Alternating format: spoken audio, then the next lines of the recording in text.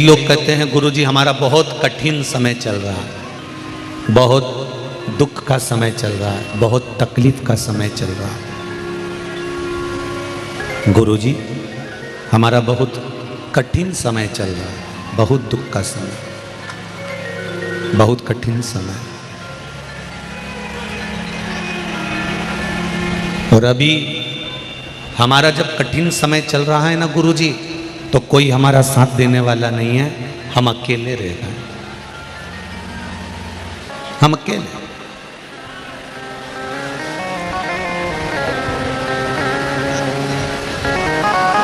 एक बात अच्छे से समझ लो, कठिन समय में, दुख की घड़ी में, परेशानी में, टेंशन के समय पर आप अकेले क्यों रह जाते हो? परिवार साथ क्यों नहीं देता? कुटुंब साथ क्यों नहीं देता? रिश्तेदार नातेदार साथ क्यों नहीं देते? हमारे अपने इतना बड़ा परिवार है, मामा है, बुआ है, फूफा है, मौसा है, मौसी है, काका है, काकी है, पड़ोसी हैं, रिश्तेदार हैं, साला है, साली है, सारे रिश्तेदार भरे पड़े हुए हैं। जब दुख का समय आता है, तकलीफ का समय आता है, कष्ट का समय आता है, तब हम अकेले क्यों रह जाते हैं? हमारा परिवार अकेला क्यों रह जाता है? क्योंकि भगवान चाहता है कि दुख के समय में तू अकेला जितना टूटेगा, जितना कष्ट झेलेगा, आने वाले समय में तू उतना बलवान बनता चले जाएगा, उतना प्रबल बनता चले जाएगा।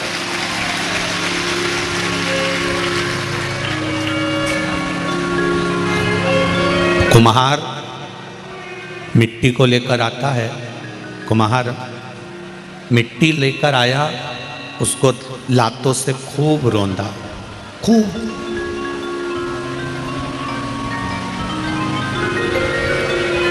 कुम्हार ने मिट्टी को खूब लातों से रौंदा, खूब मसला, खूब मला, खूब छाना, खूब पानी मिलाया, पाँव से रोनता रहा, रोनता रहा, रोनता रहा। मिट्टी को भी लगा कि मैंने क्या कर दिया ऐसा जो मुझे इतना रोंदा जा रहा है।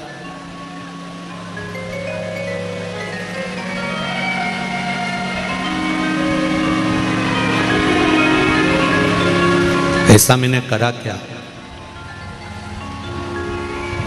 कुम्हार मिट्टी से कहता है कि तू घबराना नहीं, मैं तुझे खोद कर लेकर आया हूं, तुझे पटक कर रखा है, पानी डालकर गला दिया, पाँवों से तुझे कूच दिया, बहुत मला गया है मिट्टी, तू घबराना मती, तू रोना मती। आज जितना तुझे दुख दिया जा रहा है, आज तुझे जितना तकलीफ दिया जा रहा है, आज तुझे जितना कष्ट दिया जा रहा है, उस कष्ट को तू परमात्मा का नाम लेकर सहती रहना। अगर तूने सह लिया तो चिंता मत करना, मैं मिट्टी का बर्तन बनाकर, तेरी इस मिट्टी की कोई कीमत नहीं है, पर मैं इसका बर्तन बनाकर 100 रुपए में इस कीमत लगाकर बेच सकता हूं। अगर तूने दुख सह लिया तो तुझे मैं कीमती बना सकता हूं। परमात्मा भी यही कहता है, हमारा भगवान भी यही कहता है कि संसार में आए हो, मृत्यु लोक में आए हो, 2 कारणों से मनुष्य की देह मिलती है। एक कष्ट को भोगने के लिए, जो पूर्व में कर्म किया उस कर्म को भोगने के लिए, और दूसरा भगवान का भजन करने के लिए, दूसरा भगवान का भजन। मत बुरे कर्म कर बंदे वरना पछताएगा, भगवान की आंखों से तू बच नहीं पाएगा। शंभू शंभू देश कम कर दे बाबू। बच नहीं पाएगा। अरे ओ अज्ञानी मत करना दानी, तेरे कर्म का फल भी तू ही पाएगा, जैसा किया तूने तेरे आगे आएगा। मत बुरे कर्म कर बंदे, मत बुरे कर्म कर बंदे, वरना पछताएगा, भगवान की आंखों से तू बच नहीं पाएगा, तो बच नहीं पाएगा। महाराज, हमारे कर्म को हमको भोगना है, हमारे दुख को हमको भोगना है, हमारे कष्ट को हमको भोगना है। जितना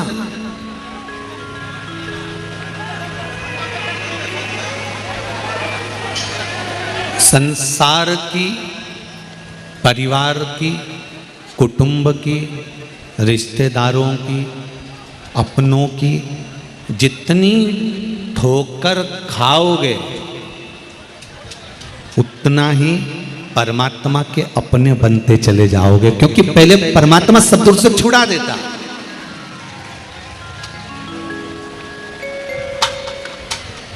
पहले भगवान हर जगह से तुम्हें छुड़ा देगा, भगवान हर जगह से तुम्हें अलग कर देगा।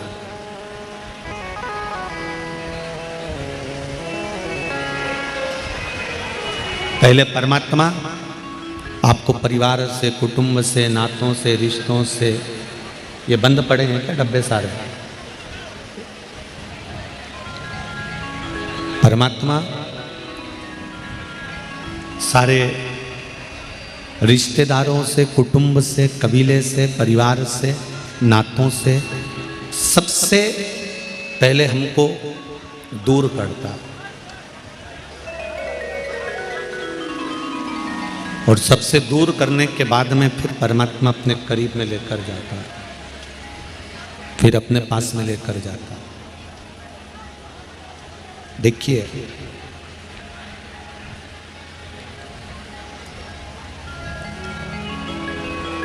संसार बंधन में बांध रहा है और भगवान बंधन से मुक्त कर रहा है। संसार बंधन में बांधने का प्रयास कर रहा है और भगवान बंधन से मुक्त करने का प्रयास कर रहा है। जब माता के गर्भ में आए तो गर्भ में बंधे हुए थे, बड़े हुए तो कर्तव्य में बंधे हुए थे, फिर और अवस्था बढ़ती गई तो आसक्ति में बंधे हुए थे, और बड़े हुए तो लेन देन में बंध गए। इससे लेना है, इसको देना है, इन सब बंधनों में हमारा बंधन बनते चले गया। फिर इन सब से छूटे तो प्राण जब गए तो अर्थी पर बांध दिया गया।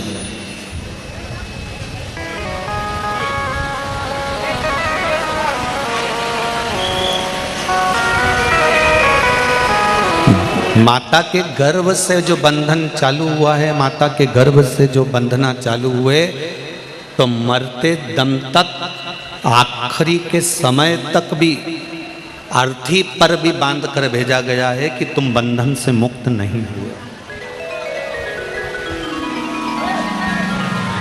बंधे हुए हो। कहीं परिवार, कहीं कुटुंब, कहीं कबीला, कहीं रिश्ते, कहीं नाते, हमारे अपने, कहीं पराए, इन सब बंधनों में हमको बांध दिया गया, इन सब बंधनों में हमको बांध दिया।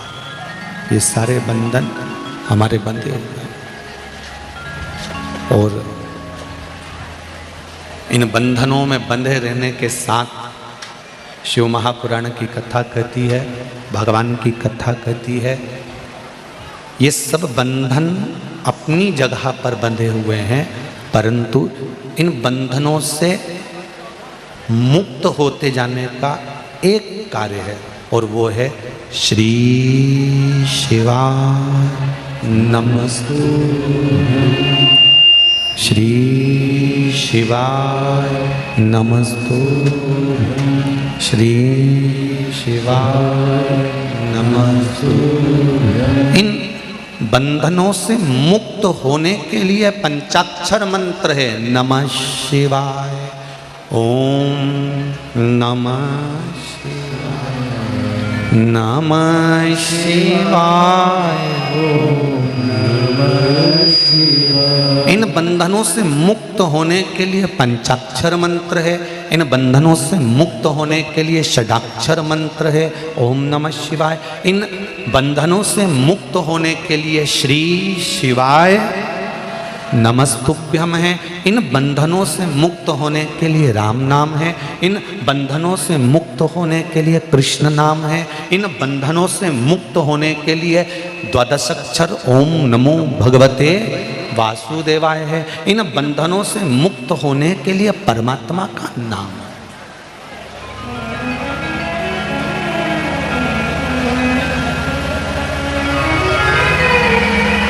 और एक बात अच्छे से अपने ध्यान में रख लो, 84 लाख के बंधन से भी छूटने के लिए तुलसीदास जी कहते हैं कलयुग केवल नाम आधारा। 84 लाख के बंधन से छूटने के लिए भगवान का नाम मूल है, परमात्मा का नाम।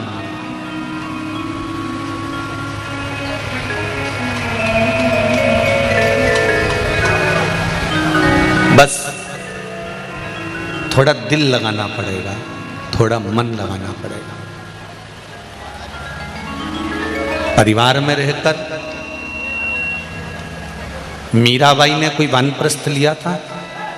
मीराबाई किसी जंगल में गई थी, मीराबाई ने कोई झोपड़ी बनाकर रहना चालू करा था, मीराबाई ने कोई अपने परिवार को छोड़ दिया था। ना मीराबाई ने परिवार छोड़ा था, ना संत नामदेव जी ने परिवार छोड़ा था, ना रामकृष्ण परमहंस जी ने परिवार छोड़ा था, ना तुकाराम जी ने परिवार छोड़ा था।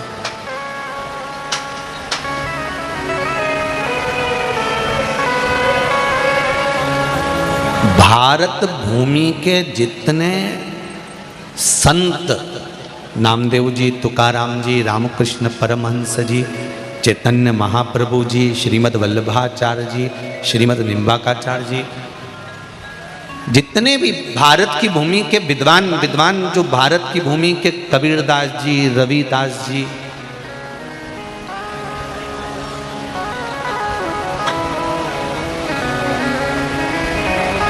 सूरदास जी, कुंभन दास जी, भारत की भूमि के जितने विद्वान संत हुए, इन संतों का चरित्र उठाकर पढ़ना। इन्होंने अपने परिवार को नहीं छोड़ा था, छोड़ा था परिवार को।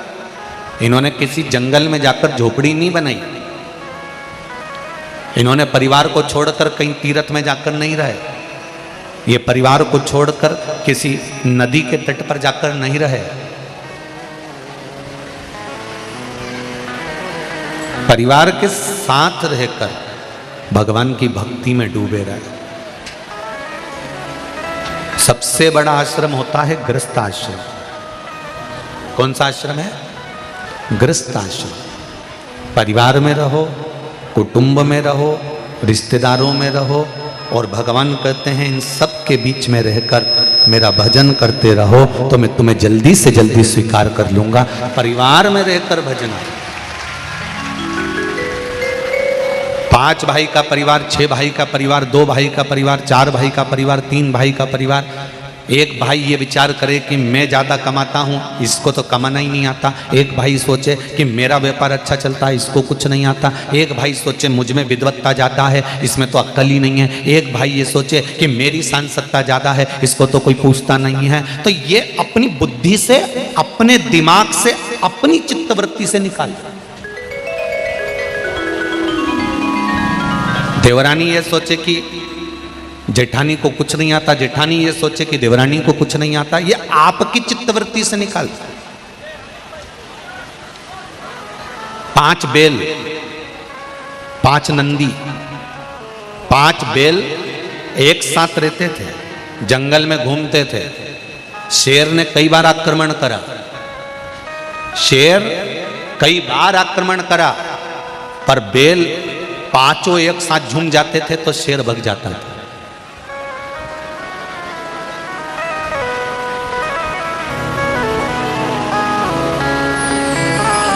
और जब शेर ने सोचा कि इन बेलों का शिकार करना है। शिकार करने के लिए मुझे करना क्या पड़ेगा? तो शेर चिंता में डूब गया, और चिंता में डूबा तो शेर ने एक विचार करा कि एक काम करता हूं कि मैं अपने गुरु के पास जाता हूं। गुरु शिष्य का हमेशा भला ही सोचता है। तो गुरु से कहा, गुरु ये बताओ कि मुझे 5 बेल हैं, और बेल में तो इतनी दम नहीं होती कि शेर से ज्यादा दम हो, पर शेर कह रहा है कि मैं जब जब बेल पर अपना शिकार करता हूं, इसको अपना खाने के लिए दौड़ता हूं, तो ये 5 मेरे को भगा देते हैं। इन 5 बेल का मुझे शिकार करना है, तो क्या करना पड़ेगा? तो गुरु ने कहा, एक काम करो, इन 5 बेल में थोड़ी थोड़ी फूट डाल दो। इन 5 बेल में थोड़ी थोड़ी फूट डाल दो, थोड़ा थोड़ा विवाद उत्पन्न कर दो। जब ये 5 में फूट डल जाएगी, 5 में विवाद उत्पन्न हो जाएगा, विवाद हो जाएगा तो ये 5 एक दूसरे की नहीं मानेंगे, नहीं मानेंगे, 5 एक साथ कभी नहीं रहेंगे, नहीं रहेंगे, अकेले पड़ जाएंगे, अकेले पड़ जाएंगे, तब तू आक्रमण करना। शेर ने वही करा, 5 बेलों में फूट डाल दी और 5 बेल अलग अलग हो गए। शेर ने पहले एक का शिकार करा, तो चारों ने विचार करा अपने को क्या करना। शेर ने दूसरे का शिकार करा, तीनों ने सोचा अपने को क्या करना। शेर ने तीसरे का शिकार करा, शेर ने चौथे का शिकार करा, और शेर ने जब 5वें का शिकार करा, तो 5वें बेल जब शेर के सामने आया, और शेर ने कहा कि अब तू नहीं बच पाएगा। बेल कहता है, मैं जानता हूं कि मैं नहीं बच पाऊंगा, क्योंकि गलती मेरी थी। मैंने ये सोच लिया था कि मैं ही सब कुछ कर रहा हूं, तो मैंने चारों को गिनना बंद कर दिया था और फूट पड़ गई थी। अगर हम एक साथ रहते तो शेर तेरी तो हिम्मत नहीं थी कि तू हमें बचा ले।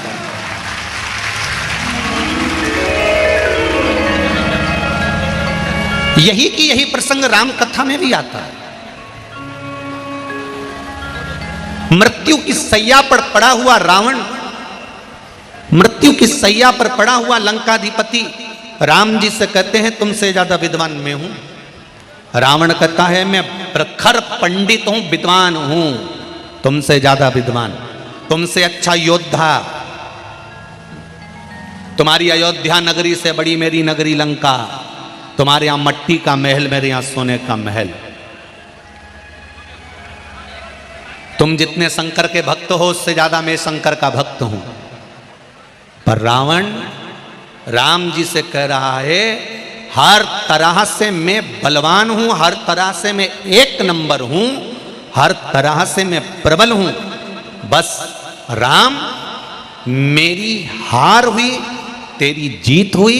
राम, तुम्हारी जीत क्यों हुई है? उसका एक कारण है कि मेरा भाई मुझसे दूर है और तुम्हारा भाई तुम्हारे साथ है, इसलिए तुम जीत गए।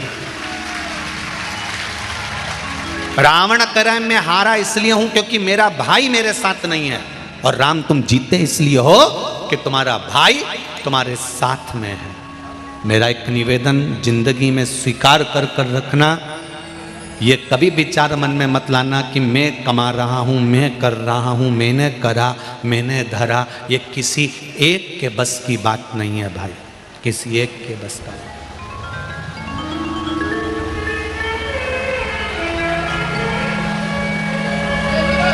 किसी एक के बस का ये भाव नहीं। लाखों लोग भाटापारा में आए हैं, आप जरा बाहर पांव रख के तो देखो। पैदल चलने के लिए कथा स्थल से 6 किलोमीटर इधर चले जाओ, 6, 7, 8 किलोमीटर इधर चले जाओ, पैदल चलने के लिए भी पांव रखने की जगह नहीं है। इतने लोग इस भाटापारा की भूमि पर आए हैं, जरा विचार। ये किसी एक की सामर्थ्यता नहीं है। शर्मा परिवार ये ना सोचे कि मैं कर रहा हूं या मेरी सामर्थ्यता के अनुसार या मैंने व्यवस्था करी है। ये अंदाजा निकाल दो, और तुम भी ये अंदाजा निकाल दो कि तुम कथा सुनने के लिए आए हो। और प्रदीप मिश्रा पंडित जी भी अंदाजा निकाल दे कि प्रदीप मिश्रा कथा कर रहा है, कथा शंकर कर रहा है, शंकर करा रहा है और शंकर सुन रहा है। किसी की सामर्थ्यता नहीं किसी की सामर्थ्यता नहीं। जो शिव कथा बाच दे, शिव कथा सुन ले और शिव कथा करवा ले, ये सामर्थ्यता नहीं है हमारी।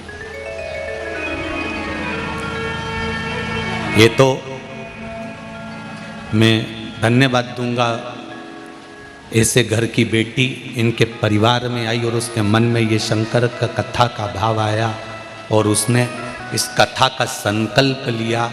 अपने ससुर जी से कहा, पति से कहा, देवर जेठ से कहा, देवरानी जेठानी से कहा, काका ससुर सबसे कहा, तब जाकर ये कथा सबके दिल में आकर बैठी और सब एकजुट हुए, तब जाकर ये शिव महापुराण की कथा हुई।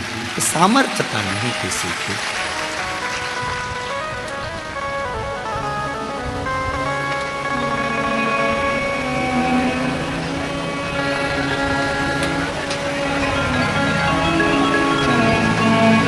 किसकी सामर्थ्य? किसी का बल नहीं है। अभी ये कथा तो कल विराम हो जाएगी। 15 अगस्त से 21 अगस्त तक महाराष्ट्र के परली बैजनाथ में दोपहर में 1 बजे से 4 बजे तक शिव महापुराण चालू हो जाएगी।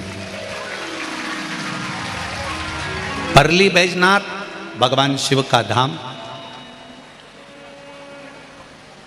छत्तीसगढ़ वालों को यह कथा मिली थी, अब महाराष्ट्र वालों को मिली।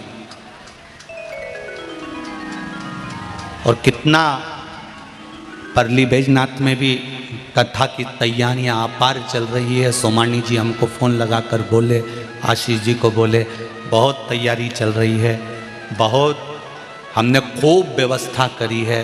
तो हमने आशीष से कहा, आशीष एक फ़ोन सोमानी जी को भी लगा कर कह दो कि अब तो कह दिया कि हमने बहुत व्यवस्था करी है, अब मत कहना, अब ये कहना व्यवस्था बाबा ने करी है, तुम्हारी सामर्थ्यता नहीं।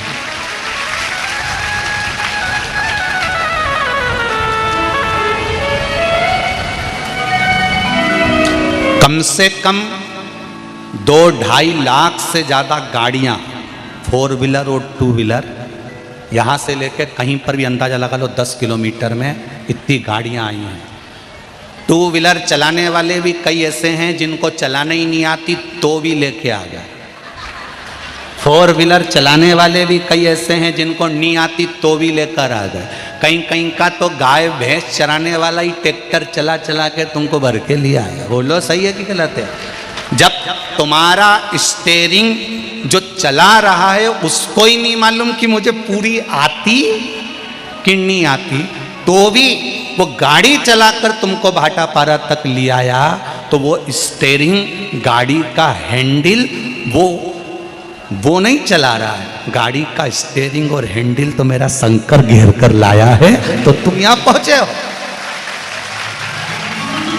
कितनी शांति, शीतलता, कितना प्रेम, कितनी वात्सल्यता, कितनी करुणा है छत्तीसगढ़ वालों।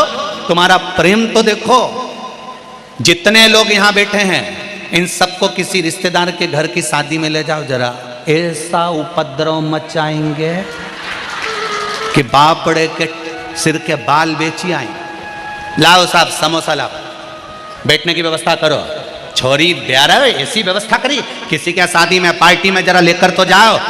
इनको वीआईपी व्यवस्था चाहिए, खाने के लिए दमदार चाहिए, सब पूछे, हाजरी बजाएं, जी हजूर करें। और यहाँ भगवान के चरण में बैठकर कथा सुन रहे हैं तो धीरे से कहते कहीं पे भी बिठा दो, कहीं पे भी बिठा दो, कहीं पे भी बिठा दो, बस थोड़ी सी जगह दे दो, कहीं पे भी बिठा दो। भगवान के शरण में किसी वीआईपी पार्टी में लेकर जाओ, ने बापड़ान का टपरा बिचवा दें। ये सब एक बार ले जाओ इनको शादी में। जितना सीवर वाला महाराज यहाँ कथा करे और ये शंकर जी की कथा में जितने आए नहीं, इनको एक बार कहीं की शादी में ले जाओ, ये सबका टपरा बिचवा के आ जाए। अच्छी बिछात करो, गादियाँ लगाओ, तकियाँ यहाँ लगाओ, लेने आओ, स्टेशन पर आओ, हमको छोड़ने जाओ, ये करो, चाय लाओ, कॉफ़ी लाओ, दूध लाओ। पर यहाँ आप किसी रिश्तेदार के यहाँ नहीं आए हो, आप देव अधिदेव महादेव के यहाँ आए हो, तो वो संभाल रहा है, वो संभाल रहा है। उसके सिवाय किसी की सामर्थ्यता नहीं कि वो कर सके।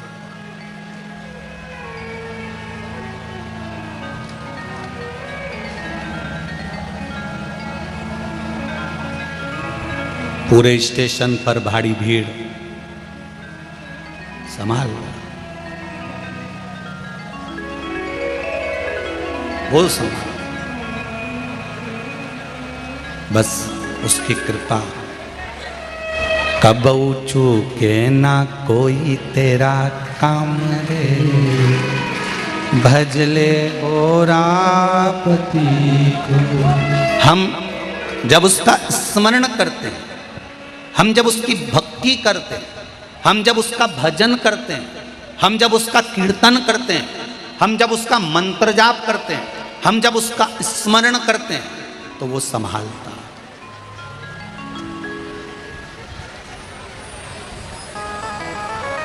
परली बैजनाथ में 15 अगस्त से कथा आएगी दोपहर में 1 बजे से 4 बजे तक।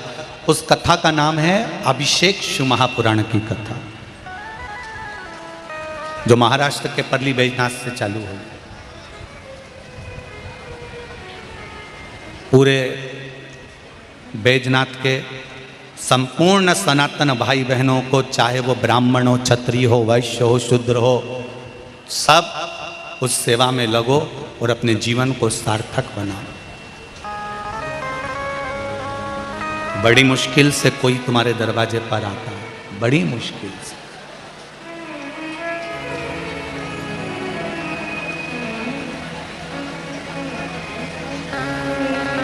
जब शर्मा जी का ड्राइवर सारथी हमको लेकर यहाँ आता है, तो हम उनसे कहते हैं, बाबू गाड़ी जरा हौले हाले हाँकना हो, धीरे धीरे चलाना, आराम से चलाना हो, बिल्कुल धीरे धीरे। कहे गुरुजी मेरे को अच्छे से चलाना आती है। हमने कहा बाबू गाड़ी तो चलाना आती है, पर धीरे चलाने का इसलिए कह रहे हैं कि इतने भक्त सब दूर दूर रहते हैं शिव कथा में। महाराज तो व्यासपीठ पे बैठ जाता है, बाकी के लोगों को तो चेहरा भी नहीं दिखता होगा। कम से कम गाड़ी चलाने के माध्यम से लोग भगवान का भजन तो करते जाएंगे। आप धीरे हाथ हो गए रास्ते। जीजियों, बहुत आप लोगों को देखकर खुशी भी होती है और दुख भी होता है। इतने इतने से बच्चों को लेकर 5-5, 6-6 किलोमीटर दूर गाड़ियां रोक देना और वहां से पैदल चलकर आना, चले जाना।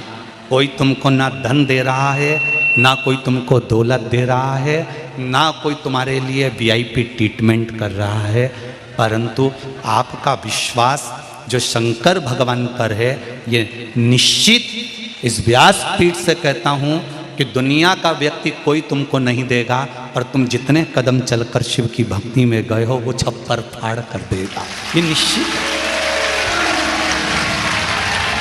कौन क्या देगा, किसकी सामर्थ्यता है कोई कुछ दे दे। तेरी कृपा बिना न हिले एक भी अणु, लेते हैं श्वास तेरी कृपा से तनु तनु। हे गंगाधार मुक्ति द्वार ओमकार तू, आयो शरण तिहारी शंभु तार तार। एक पत्र आया है, उस पत्र को देखिए जरा।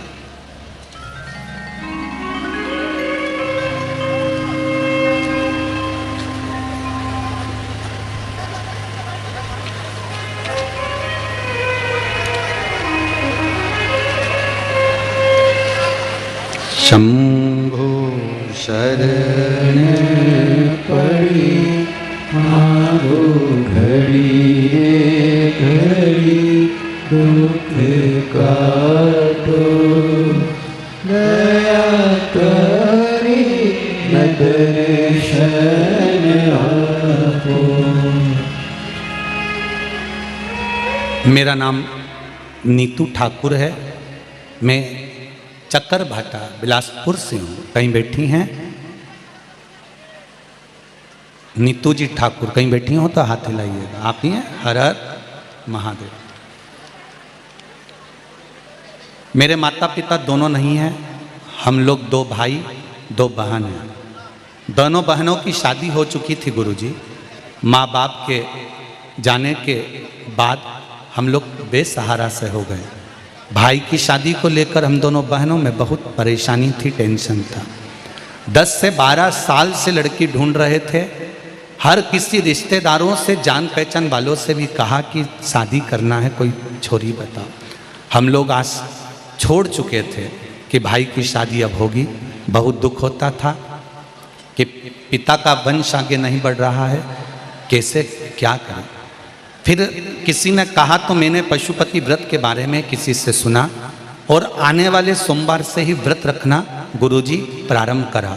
भोलेनाथ की कृपा देखिए गुरुदेव, मैं केवल बाबा को दंडवत करने आई हूँ कि मेरा एक सोमवार का व्रत अभी गया है और दूसरा सोमवार का व्रत जब आया और दूसरे दिन मंगलवार था, दिन मंगलवार को ही बाबा ने ऐसी कृपा कर दी, एक लड़की वाले आए और संबंध पक्का कर कर चले।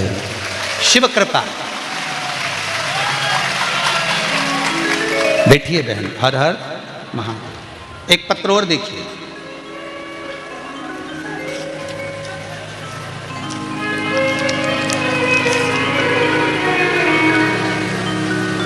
प्रमोद जी लुणकर अकोला से पत्र भेजे हैं, कोरियर के द्वारा इनका पत्र आया है।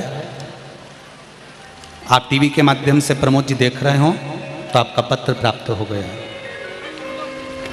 मैं प्रमोद जी लोणाकर, महिवर खेड़ा, जिला ओकाल, अकोला, महाराष्ट्र में। मेरा पूरा परिवार कथा सुनता है। मेरे परिवार में 2 बेटे व 2 बेटियां हैं और माँ हैं। हम दोनों हैं। 9/4/2021 को मेरे परिवार को कोरोना हो गया था। मैं, माँ, बेटी मुझे बड़े प्राइवेट अस्पताल में भर्ती करा दिए थे। बाकी के सब लोग घर पर ठीक हो गए थे। मेरी नाजुक हालत थी। बाबा की भक्ति के कारण, श्री शिवाय नमस्तुभ्यम के कारण मैं ठीक हो गया हूँ। भगवान का सहारा है गुरुदेव। आपके बताए अनुकूल हमने शिव महापुराण की कथा सुनना और जल चढ़ाना शुरू किया। तब से हमारे दिन बदलना शुरू हो गए गुरुदेव। मेरा बेटा बेकार था, उसने कुछ नहीं करता था, बड़ा दुखी रहता था। पशुपति नाथ का व्रत किया, उसकी किस्मत का दरवाजा शिवजी ने खोल दिया। अभी वह अहमदाबाद में वर्कशॉप चला रहा है और उसको 1 मिनट की फुर्सत नहीं मिलती, इतना बाबा ने हाथ पकड़ रखा है। भोले बाबा कुबेर भंडारी की कृपा देखिए गुरुदेव। मुझे 2 बेटियां हैं और एक ग्रेजुएट होकर ड्रेस डिजाइनर का कोर्स कर रही है, दूसरी भी मेरी बेटी पढ़ रही है। बाबा की कृपा से बहुत दुखी थे, खाने के भी लाले पड़े हुए थे, पर बाबा ने जब से हाथ पकड़ा है तब से छोड़ा नहीं, शिव जी ने संभाल लिया। ये शिव है। एक पत्र और देख लीजिए।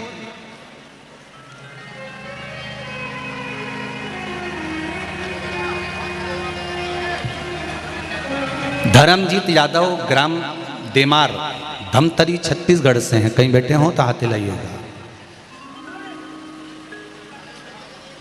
धर्मजीत यादव, ग्राम देमार, छत्तीसगढ़। भोले बाबा की कृपा का क्या बखान करूं गुरुदेव। मेरी माँ के सीने के अंदर बचपन से एक गांठ था, जो बैसाख के महीने से शिवलिंग में 1 लोटा जल चढ़ाकर उस जल को पीना शुरू किया और 1 बेलपत्र शिवलिंग पर चढ़ाकर खाना शुरू किया। 3 माह में सीने की जो गांठ थी वो ठीक हो गई है। शिव पुराण में सुनी थी, भगवान में चढ़ा हुआ बेलपत्र भगवान से मांगकर संजीवनी बूटी की तरह लीजिए, शरीर के रोगों को दूर करता है गुरुदेव। मेरे माँ के सीने में जो गांठ थी, डॉक्टर उसको दूसरी गठन बता रहे थे, पर आज वो गांठ समाप्त हो गई, गांठ नहीं बची। ये शिव है। तेरी कृपा बिना ना हिले एक भी अणु, लेते हैं सांस तेरी कृपा से तनो तनो। एक पत्र और देख लीजिए, बड़ा सुंदर। नेहा साहू, माता का नाम है, पिता का नाम है तिलवेश्वर साहू, पुत्री का नाम है टीसा साहू। आपकी शिष्या कहीं बैठी हो तो हाथ हिलाइएगा। मैं नेहा साहू चिकलीपारा जिला राजनांदगांव से हूँ। मेरी बेटी 2 महीने की थी, तब उसके गले में गांठ हो गया था। तब डॉक्टरों ने ऑपरेशन करने का कहा। ऑपरेशन के कुछ साल बाद फिर उसी जगह पर एक गांठ हो गया। तब मैंने होम्योपैथिक दवाई करना प्रारंभ करा, आराम नहीं लगा, परंतु गांठ ठीक नहीं हुआ। तब मेरी मौसी ने शिव पुराण कथा के बारे में बताया।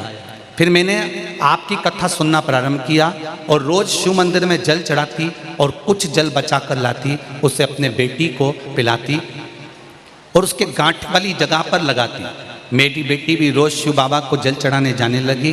गांठ ठीक करने के लिए गले में वह जल लगाने लगी। कुछ महीने पहले मेरी मौसी सीहोर गई। सीहोर से एक रुद्राक्ष लेकर आई। उस रुद्राक्ष को हमें लाकर दिया।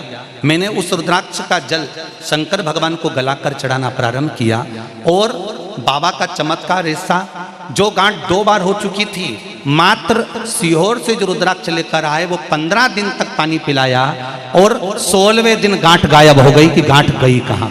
ये शिव है, शंकर। उसकी आराधना, उसका स्मरण खाली नहीं जाता।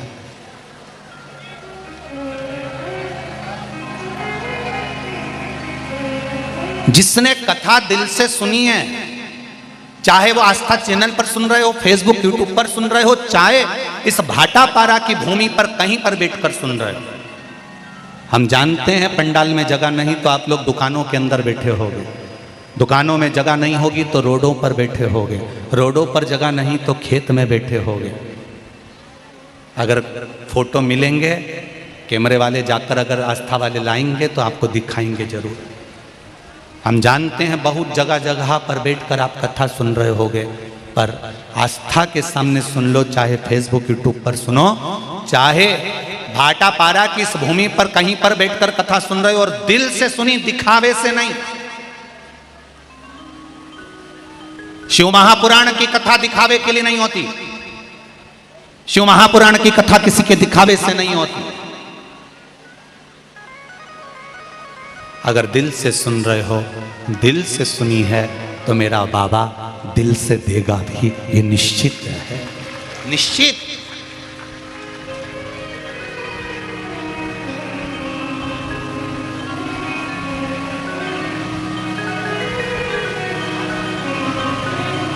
दिल से करिए।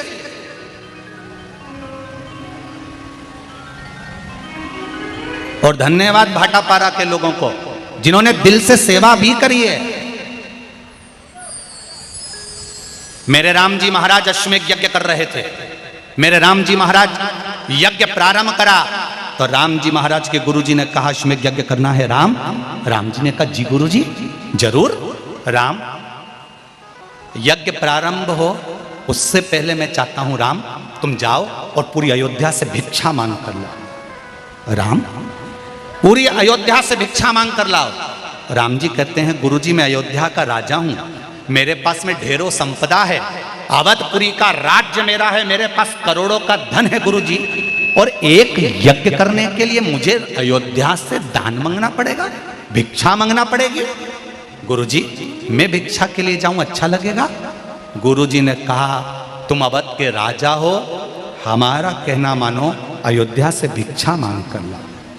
गुरुदेव मेरे पास इतना धन तो मैं अकेला नहीं कर सकता इस यज्ञ को। गुरुजी ने कहा राजन भिक्षा इसलिए मंगवाई जा रही है कि यज्ञ करते करते तुमको यह अभिमान ना आ जाए कि मैं कर रहा हूं, मेरे बराबर कोई नहीं कर सकता, तो करा धरा सारा यज्ञ खंडित हो जाएगा, उसका पुण्य समाप्त, उसका बल समाप्त, जो इतनी मेहनत करी वो मेहनत समाप्त हो जाएगी। इसलिए अयोध्या के घर घर में जाकर भिक्षा मांग कर लाओ।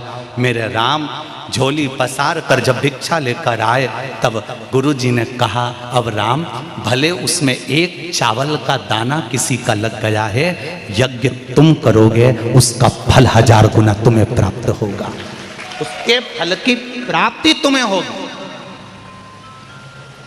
कोई इसी अभिमान में मत रहना कि कथा स्मरण सत्संग भजन मंदिर देवालय हम कर रहे हैं। मंदिर में शंकर जी के अगर श्रृंगार भी तुम कर रहे हो तो शंकर करा रहा है। शिव मंदिर में एक लोटा जल तुम चढ़ा रहे हो, शंकर चढ़वा रहा है। कथा तुम सुन रहे हो, शंकर सुना रहा है। उसको धन्यवाद देना, तूने मेरे पाँव शरीर अच्छा रखा, इसलिए मैं कथा तक पहुंच गई।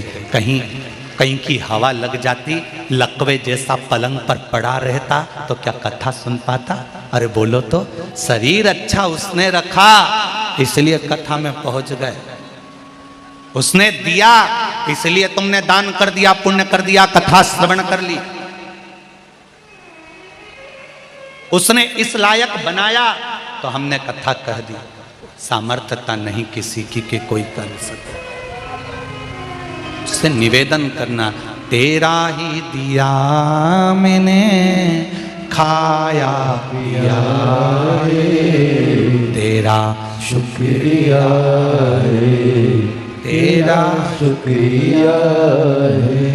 मुझे भोले बाबा ने बहुत दे दिया है, तेरा शुक्रिया है, तेरा शुक्रिया है। हर पल धन्यवाद, हर घड़ी उसको साधुवाद दो। यहाँ से जाते जाते शर्मा परिवार को भी धन्यवाद देकर जाना कि भैया बड़ा कोई पवित्र जीव तुम्हारे घर में आ गया, उसके कारण शिव महापुराण की कथा भाटापारा में हो गई। धन्यवाद देकर जाना, साधुवाद देकर जाना। और जो तुमको गाड़ी चलाकर यहां तक लेकर आया है, उसकी भी पीठ थपथपा करके ना, वारे छोरा गजब करा जो मुझे तू कथा सुनाने ले गया, धन्यवाद है तेरे को, बड़ी कृपा करी जो तूने कथा सुनवा दी। 2 कदम में शंकर के दरवाजे पहुंच तो गई, 2 कदम चलकर उस भूमि तक तो पहुंच गई। तेरे मंदिर में आना मेरा काम है और मेरी बिगड़ी बनाना तेरा काम है। हम उसकी चौखट तक पहुंच गए, आगे उसकी मर्जी है, वो कैसे संभाले, किस तरह से रखे, ये उसके ऊपर, ये उसके ऊपर। मन में विश्वास लेकर शंकर के मंदिर जाना, जैसे उस माता ने शंकर भगवान पर जल चढ़ाया, वो जल लाकर गठान वाली जगह पर लगाया तो बाबा ने सुना तो विश्वास तो जागृत हुआ। और मेरी माताओं, मेरे भाई, मेरे बच्चों, मेरी बहनों, बेटियों, बेटाओं, आप सबसे एक निवेदन है, तुम्हारा काम होए ना होए, शंकर तुम्हारी सुने ना सुने, 3 महीने में तुम्हारी मुराद पूर्ण हो ना हो, पर शंकर का मंदिर मत छोड़ना, उसका दरवाजा मत छोड़ना, जाते रहना। आज नहीं हुआ तो कल जरूर होगा, होगा जरूर, निश्चित। मत छोड़ो। एक गाय, एक गौमाता से सीखो। गाय गौमाता दरवाजा बंद मिलता है तो भी दरवाजे पर जाती है, खड़ी रहती है। तुम्हारा दरवाजा बंद है, तुम बहुत चिढ़ गई, रोटी नहीं दूंगी जा, वो हटती नहीं, खड़ी रहती है, जाएगी फिर आ जाएगी, फिर जाएगी फिर आ जाएगी। कभी तो तुम्हारा दिल पसीचेगा, कभी तो डब्बा खोलकर रोटी लाओगे, गाय को दोगे। उसी तरह उसके दरवाजे पर जाते रहो, उसकी चौखट पर सिर रगड़ते रहो, एक लोटा जल मेरे महादेव को चढ़ाते रहो। कभी तो द्वार खोलेगा, कभी तो भाग्य खोलेगा, कभी तो सुनेगा। उसकी चौखट मत छोड़ो।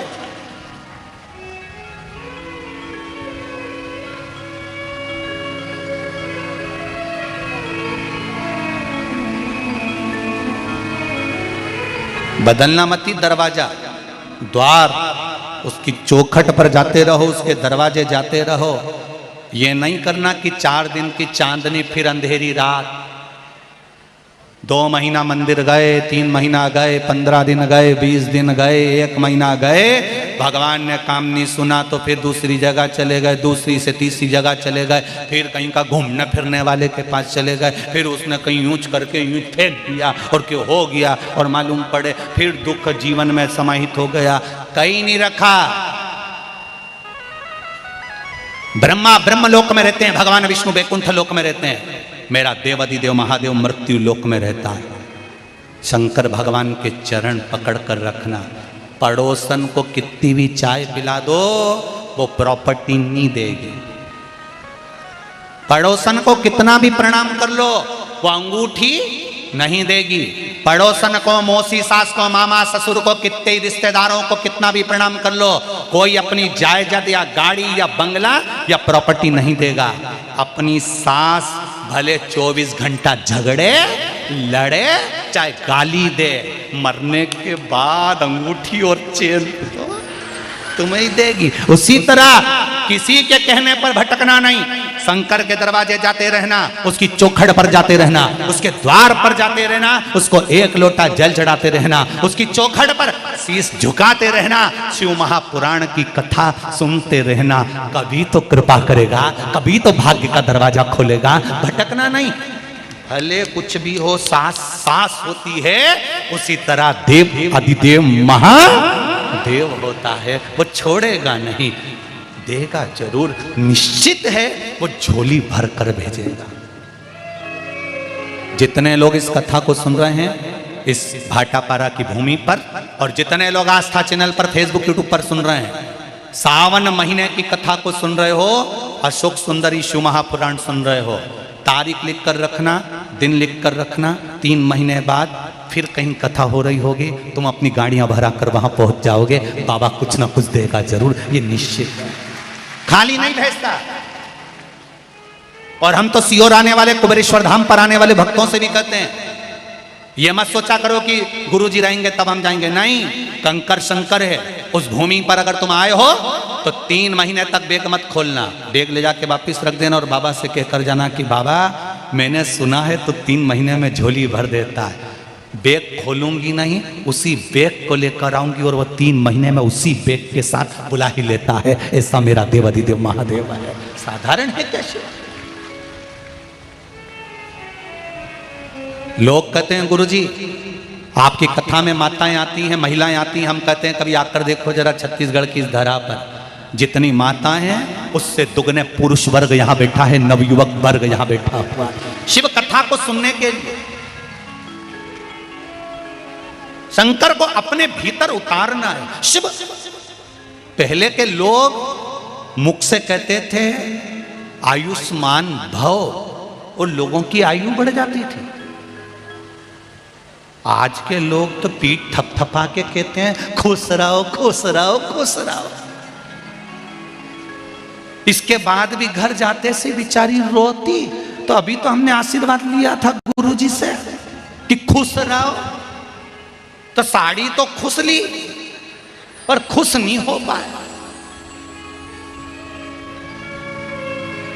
तो गुरुजी का आशीर्वाद क्यों नहीं फला? कारण क्या है? क्योंकि गुरुजी ने आशीर्वाद तो दिया खुश रहो, पर जो लेने वाला था ना वो सही नहीं था। दूध वाला दूध अपने बर्तन में देता है, बर्तन भी तो अंदर से साफ होना चाहिए, नहीं तो दूध वाला दूध दे के गया, तुमने चूल्हा पे धरा ने फटी गया। बोलो सही है कि गलत?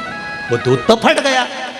आशीर्वाद देने वाले ने आशीर्वाद दिया, शिव महापुराण सुनाने वाले ने शिव महापुराण की कथा सुनाई, व्यासपीठ पर बैठकर कथा का वाचन कर दिया। हमने तो कह दिया कि शंकर पर 1 लोटा जल चढ़ाओ संकट हटेगा, हमने तो कह दिया बेलपत्री चढ़ाओ शिव सुनेगा, 1 चावल का दाना चढ़ाओ शंकर सुनेगा। पर तुम अपने दिल को कितना साफ कर कर, कितना विश्वास कर कर शंकर भगवान की आराधना कर रहे हो। भगवान की आराधना जो विश्वास कर कर करता है तभी तो भगवान मिलता है। एक गुरुजी ने अपने चेले से कहा, जब जब कोई गिरता है उसको भगवान गोदी में झेल लेता है। चेले ने सुना भगवान गोदी में झेलता है, तो चेला ने सोचा आज गिर के देख लेता हूं। अब गुरुजी ने ये थोड़ी ना कहा था कि अब भी गिर के देख, परंतु वो तो गया कुएं के अंदर। एक बावड़ी थी, कुआं था, उसमें वो कूदने लगा तो उसके मन में आया मैं तो कूद जाऊंगा, मुझे तो तैरना भी नहीं आता। और गुरुजी ने कहा गिरेगा और भगवान झेलेगा। अगर भगवान नहीं आया तो गुरुजी का क्या जाएगा, अपन तो निपट जाएंगे। तो उसने सोचा गुरुजी का वचन भी हो जाए और मैं मरूं भी नहीं, तो उसने पांव में रस्सी बांध ली, पेड़ से बांधा और कुएं में कूद गया, उल्टा लटका। भगवान नहीं आया, भगवान नहीं आया। वहां से एक व्यक्ति निकल कर जा रहा था तो उसने आवाज सुनी, वो कुएं के पास आया, उसने कहा भैया लाओ मैं तुम्हें निकाल देता हूं। नहीं, निकालना नहीं, मेरे गुरुजी ने कहा है जब जब कोई गिरता है भगवान उसको गोदी में झेलता। तो क्या तेरे गुरुजी ने ऐसे गिरने का बोला था? हाँ। इसने इसके वचन को सुना कि ऐसे गिरने से भगवान गोदी में झेलता है, तो मैं भी गिर जाता हूं। उसके पास में रस्सी नहीं थी, बड़ के पेड़ की डालियां तोड़कर लाया, उसको पांव से बांधा, लटक गया कुएं में। इसकी रस्सी मजबूत थी, नहीं टूटी, इसकी बड़ की डालियां कमजोर थी, टूट गई। टूटते से जैसे नीचे गिरा, देव अधिदेव महादेव ने इसको गोदी में झेल लिया, गोदी में झेला देव अधिदेव महादेव ने। तो जो लटका हुआ था कुएं में वो चिल्लाकर बोला, महादेव मैं 4 दिन से लटका हूं, मुझको तो नहीं झेले और इसको झेल लिए।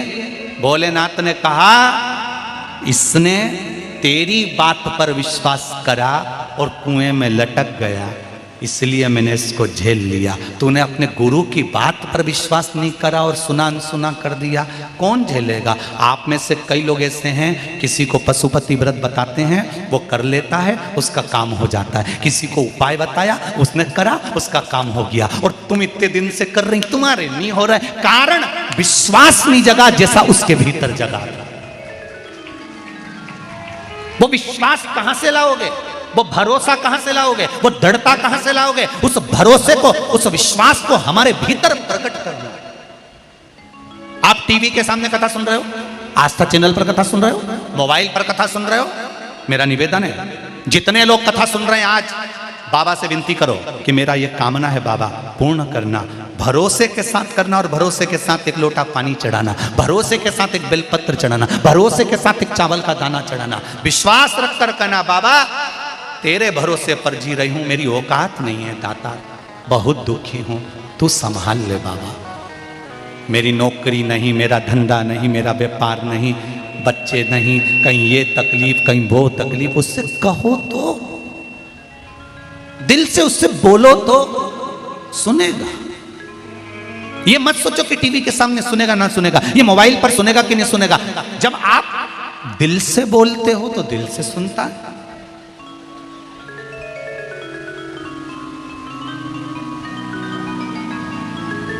कई लोग कहते हैं गुरुजी ये जो भैया आए हैं ना, इनको बहुत तरह की भाषा आती है गुरुजी, बड़े विद्वान हैं, इनको बहुत तरह की भाषा आती है, ये बड़े विद्वान हैं। जब ये बोलते हैं तो सब इनको एक टक लगाकर सुनते हैं, इनको बहुत तरह की भाषा आती है। तो हमने भी हाथ जोड़कर कहा भैया आपको बहुत तरह की भाषा आती है, एक भाषा ऐसी बता दो जिस भाषा से मेरा देव अधिदेव महादेव मेरी सुन ले, वो समझ जाए। दुनिया को प्रसन्न करने की भाषा तो हमको आती है, पर महादेव को प्रसन्न करने की भाषा नहीं आती। महादेव को प्रसन्न करने के लिए हमको किसी भाषा की जरूरत नहीं पड़ती। महादेव को प्रसन्न करने के लिए केवल एक लोटा जल, वो भी दिल से चढ़ा दो, वो प्रसन्न हो जाता है। वो भाषा से नहीं, दिल की सुनते, दिल की, उसको भाषा से मतलब ही नहीं है।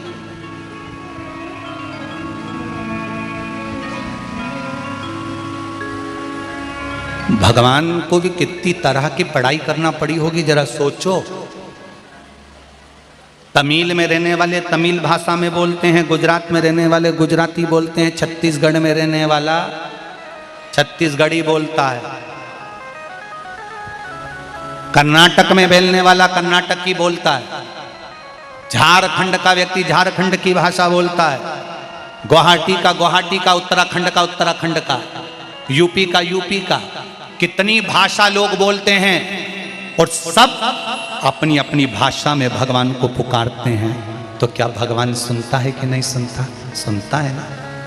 उसने भी तो पढ़ाई कर रखी होगी, और वो पढ़ाई कौन सी है? भाषा की पढ़ाई नहीं करी, एक चींटी भी छोटी सी चलती है ना, और उस चींटी को भी अगर दर्द होता है तो वो अपनी भाषा में पुकारती है। हाथी का पांव मगर ने पकड़ा, हाथी ने पुकारा तो भी वो दौड़ कर आया। हाथी की भाषा भी उसने पढ़ी थी, मछली की भाषा भी उसने पढ़ी थी। चींटा, झिंगूर, इल्ली, काकरोच, कुत्ता, जानवर, जीव, सबकी भाषा वो समझता है। किसी ने पूछा भगवान कितनी लोगों की भाषा जानता है? भगवान कितनों की भाषा जानता है? भगवान किसी की भाषा नहीं जानता। भगवान तो केवल एक बात जानता है कि तेरा दिल दुखा और वो सामने आकर प्रकट हो गया। तूने दिल से पुकारा, वो प्रकट हो गया। वो दिल देखता है, हम चेहरा देखते हैं, वो मन देखता है, वो हृदय देखता है। हम चेहरा देखते,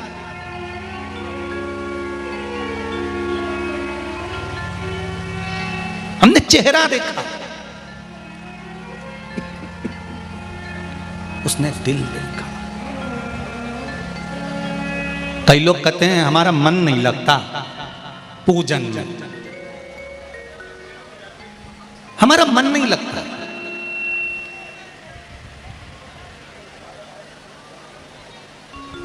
अच्छा एक बात बताओ, कभी किसी ने तुम्हारे हाथ में चावल दिया, जल दिया, रुपया दिया और फिर बोले नाम बोलो, गोत्र बोलो और पत्नी का ध्यान लगाओ? कभी ऐसा बोला? आज तक किसी ने ये नहीं बोला कि पत्नी का ध्यान लगाओ और तुम्हारा ध्यान पत्नी के पास चला जाता है। बोलो जाता है कि नहीं जाता? कभी किसी ने नहीं किया कि बच्चे का ध्यान लगाओ तो बच्चे के ध्यान में चला जाता है। पर जब भी बोला जाता है तो यही बोला जाता है, हाथ में चावल फूल दिया, भगवान का ध्यान लगाओ। मतलब भगवान का ध्यान लगाने के लिए तुमको बार बार बोला जाता है और पत्नी का ध्यान लगाने के लिए नहीं बोला जाता तो भी चले जाता। बेटे का ध्यान लगाने का नहीं बोला जाता तो भी चले जाता। परिवार का ध्यान लगाने का नहीं बोला जाता तो भी चले जाता। व्यापार का ध्यान लगाने का नहीं बोला जाता तो भी चले जाता। पर भगवान का ध्यान लगाने के लिए बोला जाता। हाथ में जल लो, चावल लो, फूल लो और ध्यान लगाओ भगवान का। मतलब भगवान का ध्यान लगाने के लिए बोला जाएगा तब तुम ध्यान लगाओगे। यहाँ शिव पुराण की कथा कहती है, जब तुम्हें किसी ने नहीं कहा कि तुम भगवान के मंदिर जाओ, किसी ने नहीं कहा कि तुम भगवान का ध्यान लगाओ, तो भी तुम्हारा ध्यान देवाधिदेव महादेव से लग जाए तो समझ लो कि कथा लग गई तुम्हारे हृदय। किसी ने नहीं कहा तुमको कि तुम भगवान का ध्यान करो, किसी ने नहीं कहा तुमको कि तुम भगवान का स्मरण करो, तो भी तुमने चैनल चालू करा और तुमको याद आ गया। चैनल भले 4-5 दिन कथा नहीं आई पर चैनल लगाया और लगाते ही याद आ गया, सियोर वाला महाराज नहीं दिख रहा, शिव पुराण नहीं आ रही, बहुत दिन हो गए, 4 दिन 3 दिन 2 दिन 5 दिन कथा नहीं मिल रही। ध्यान में शंकर आ गया, ध्यान में परमात्मा आ गया। मेरे को कुबेरेश्वर महादेव जाना है, मुझे महाकाल जाना है, मुझे काशी जाना है। तुम्हारे ध्यान में वो परमात्मा आ गया। जिस दिन कोई तुमसे कहे ना, ये बोले ही नहीं कि तुम ध्यान लगाओ और तुम्हारे ध्यान में वो देवाधिदेव महादेव आ जाए तो समझ लेना कि अब भगवान से डोरी बंध गई है, भगवान तुम्हारा हो गया, तुम भगवान के हो गए। अब ध्यान लगाने की जरूरत नहीं, अब वो तुम्हारी चित्तवृत्ति में समाया है।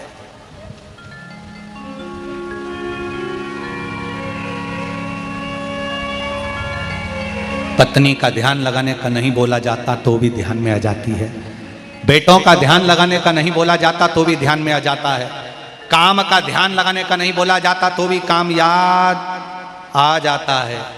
उसी तरह बिना ध्यान लगाए परमात्मा मिल जाए तो समझ लो कि वो ध्यान लगाने की जरूरत नहीं है, वो मिल रहा है, प्राप्त मिल रहा है, उसकी प्राप्ति है। और वो चित्त, आनंद, वृत्ति, सुख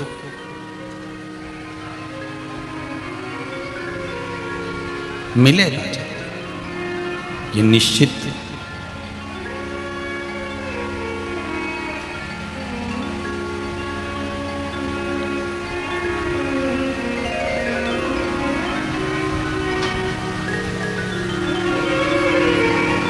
जब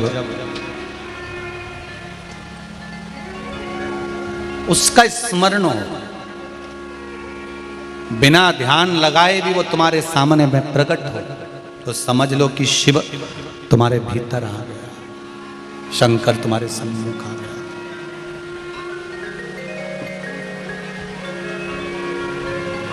मिल गया।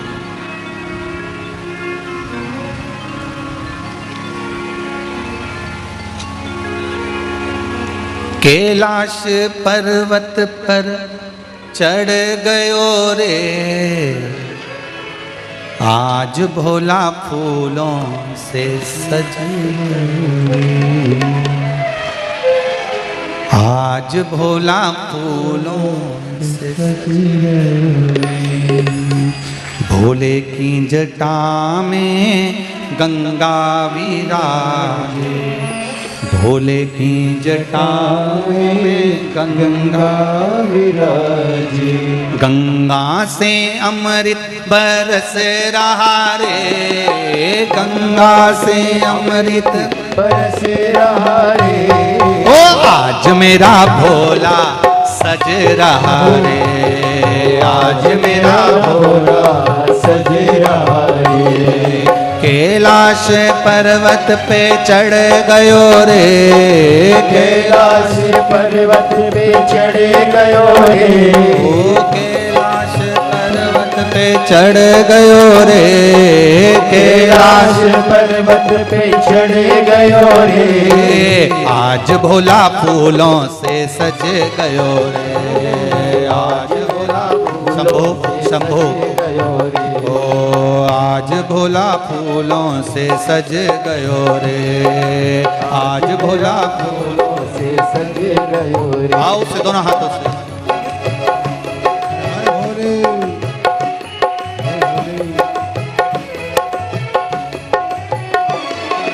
जय हो हे भोले।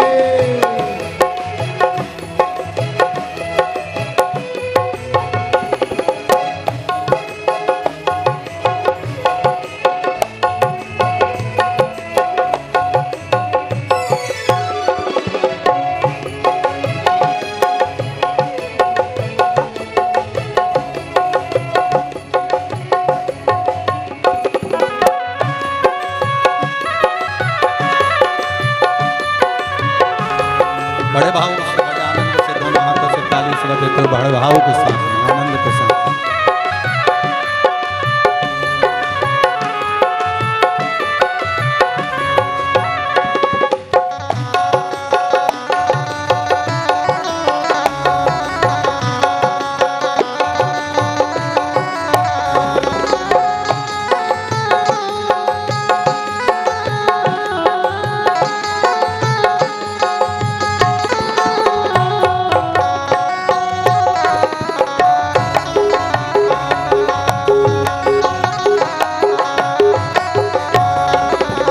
भोले के गले में सर्पों की माला, भोले के गले में सर्पों की माला, ओ भोले के गले में सर्पों की माला, भोले के गले में सर्पों की माला, ओ गले में सर्प लिपट गयो रे, गले में सर्प लिपट गयो रे, ओ आज भोला फूलों से सज गयो रे, आज भोला फूलों से सज गयो रे, ओ कैलाश पर्वत पे चढ़ गयो रे, ओ कैलाश पर्वत पे चढ़ गयो रे, ओ कैलाश पर्वत पे चढ़ गयो रे, ओ कैलाश पर्वत पे चढ़ गयो रे, ओ आज भोला फूलों से सज गयो रे,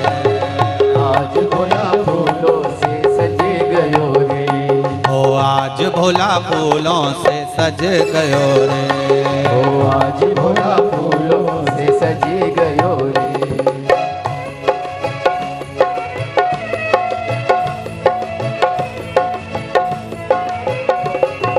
हरि बोल।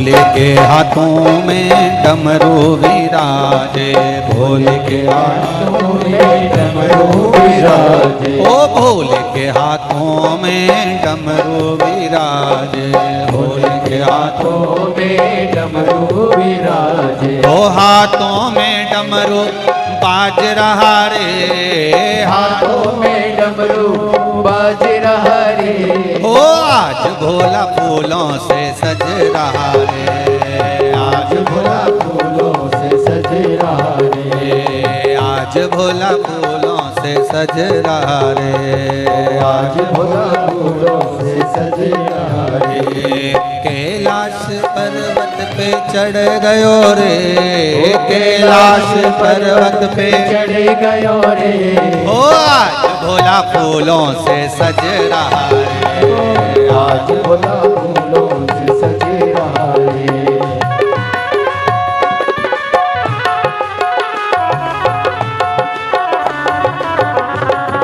जय हो।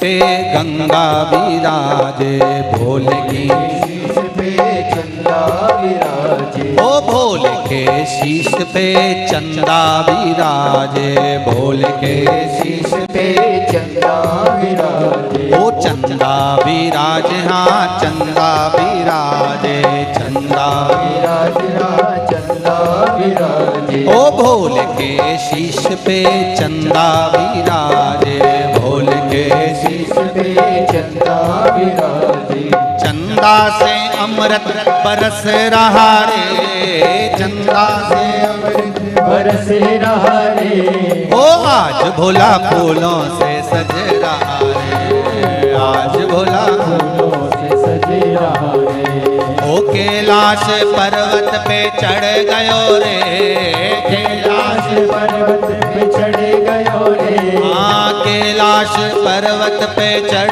गयो रे, कैलाश पर्वत पे चढ़ गयो रे, ओ आज भोला फूलों से सज गयो रे, आज भोला फूलों से सज गयो रे, ओ आज भोला फूलों से सज गयो रे, आज भोला फूलों से सज गयो रे, जय हो।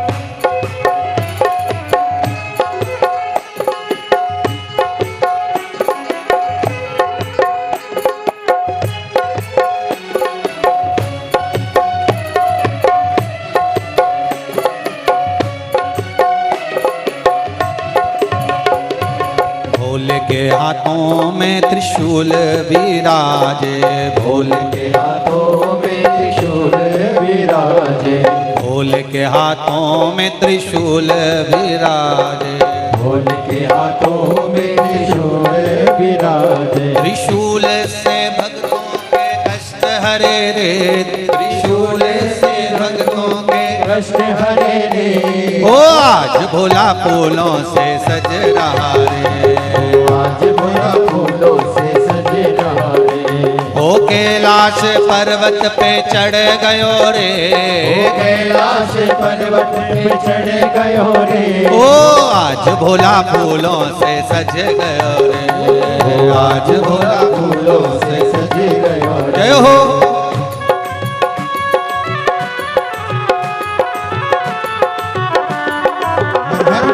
भोले भोले भोले भोले।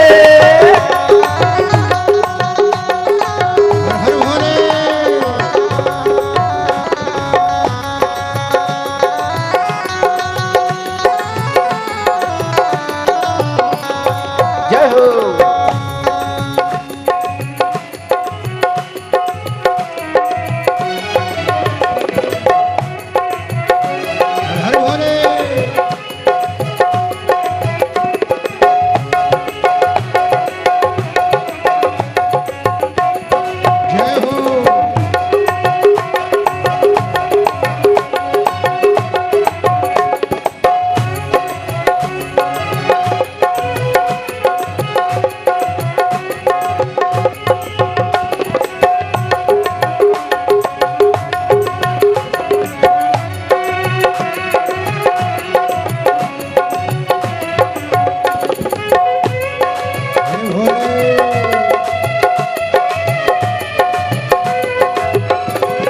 हरि बोल।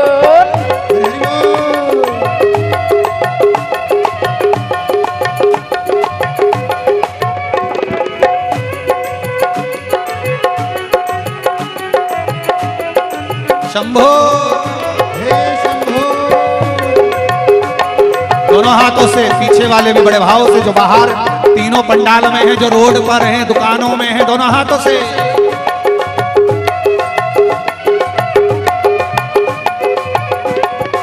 हर शंभो। शंकर भगवान की।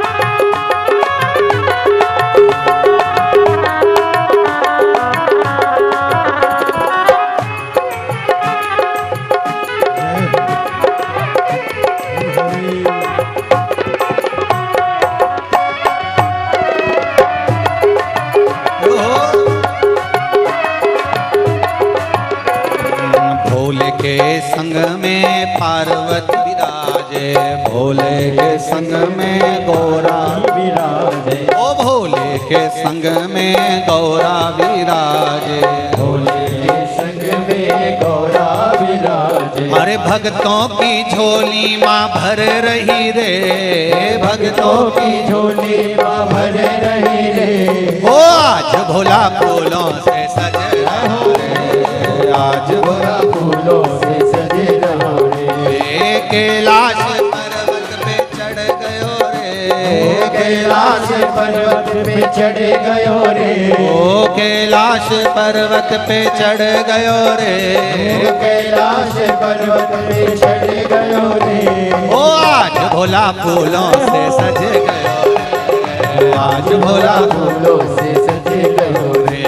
ओ आज भोला फूलों से सज गयो रे, आज भोला फूलों से सजे गयो रे। ओ आज भोला फूलों से सज गयो रे, आज भोला फूलों से सजे गयो रे। ओ आज भोला फूलों से सज गयो रे, ओ आज भोला फूलों से सजे और